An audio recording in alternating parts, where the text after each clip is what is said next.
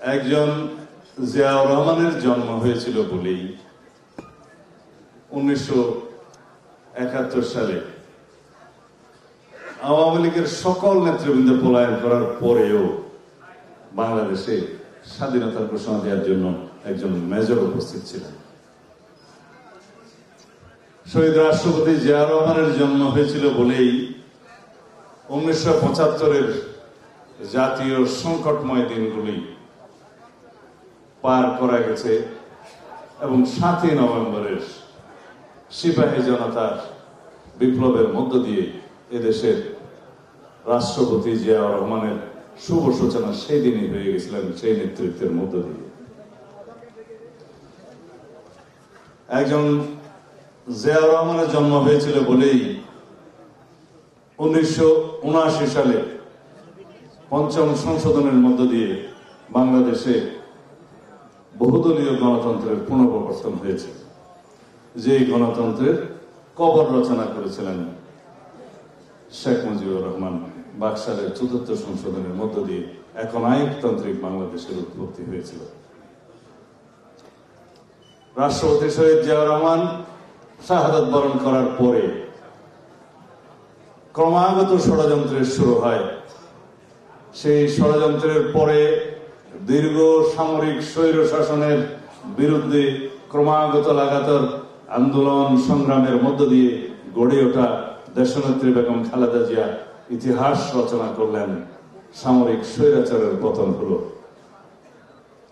বিএনপির রাজনৈতিক ইতিহাসে শহীদ রাষ্ট্রপতি জিয়াউর রহমান, দেশনেত্রী বেগম খালেদা জিয়া এবং আমাদের মাননীয় নেতা জনাব তারেক রহমানের কেবলই ইতিহাস আর ইতিহাস গড়া।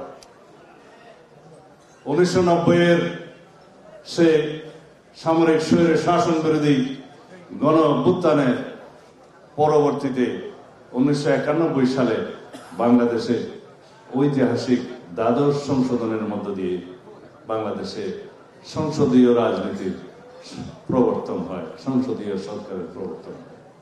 এটাও আরেক ইতিহাস, যা আজ পর্যন্ত কোন রকমে টিম টিম করে চলছে। 1996-তে তখন আমিও একজন সংসদ সদস্য হয়েছিলাম। কেয়ারটেকার সরকারের যে বিধান, প্রথমে আমরা মানতে চাইনি, গণদাবির মুখে আমরা মেনেছি।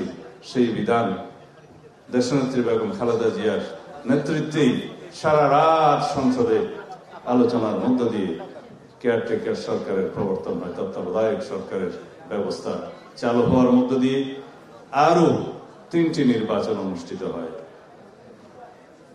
বাংলাদেশের মানুষ রাজনৈতিক সংস্কৃতি হিসেবে তত্ত্বাবধায়ক সরকার ব্যবস্থাকে যখন আপন করে নিল, সেই তত্ত্বাবধায়ক সরকার ব্যবস্থাকে বিলুপ করার জন্য আবার শেখ মুজিবের সেই বাকশালী কায়দায় তদীয় কন্যা শেখ হাসিনা 2011 সালে পঞ্চদশ সংশোধনের মধ্য দিয়ে সেই তত্ত্বাবধায়ক সরকার ব্যবস্থা বিলুপ করলেন।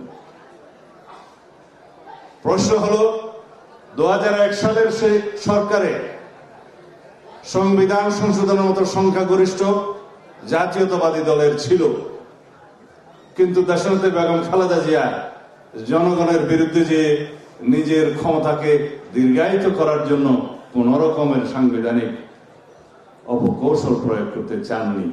তিনি দেশেরই নেত্রী, দেশ তার কাছে উপরে, জনগণ তার কাছে সর্বাগ্রে। শেখ হাসিনার এই পঞ্চদশ সংশোধনের পরে এবং তার আগে থেকেই একদলীয় শাসন ব্যবস্থা এবং একদলীয় রাষ্ট্র ব্যবস্থা কায়েমের যে উদগ্র বাসনা তাকে পেয়ে বসছিল, যার কারণে বাংলাদেশে অপশাসন, স্বৈর শাসন এবং ফেসিবাদের দীর্ঘস্থায়ী ব্যবস্থা প্রতিষ্ঠিত হয়ে গেছিল। প্রায় তার বিরুদ্ধে আন্দোলন সংগ্রাম করার জন্য ক্রমাগতভাবে আমাদের নেতা জনাব তারেক রহমান অবিরাম সংগ্রাম এবং নেতৃত্ব দিয়ে গেছেন। আমি বিদেশে থেকে ওনাকে সহায়তা করেছি। আমি জানি প্রতিটা মুহূর্তে উনি কিভাবে এদেশের আন্দোলন সংগ্রামের নেতৃত্ব দিয়েছেন আমাদেরকে। আজকে অনেক বাচ্চা আলো, সরি আমার একটু অসুবিধা হয়ে যায় ওই দীর্ঘ 10 বছর বিদেশে থাকার কারণে আর কি, যারা অল্প বয়সে সরকার পরিচালনার দায়িত্ব পেয়েছেন তাদেরকে মিন করছি। অনেক রকমের অভিজ্ঞতা না থাকলে কিছু কিছু উচ্চাভিলাষ দেশের জন্য ক্ষতিকর হয়ে যেতে পারে।